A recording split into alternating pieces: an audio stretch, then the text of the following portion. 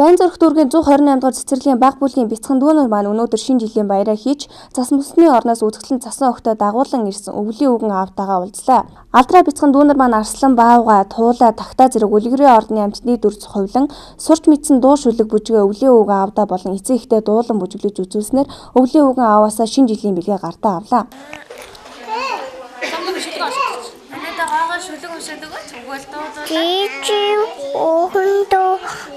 Баб тасан тустэйта өвс басгаа таатата осунда уудагта өвс басгаа таатата ба осунда уудагта чи хогондо хогон валжамда хогонда тэтгэн амжинда өвтал таатагта өвлинда хөтөтөг тата баваасе бага шүдэг мэдгүй би хацанune татус тата мина бага шинэ амчамда тэтэлэмэлтэй хүсэн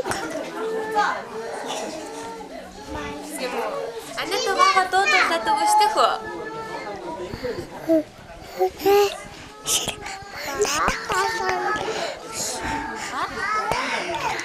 Таалаа хамт болоо.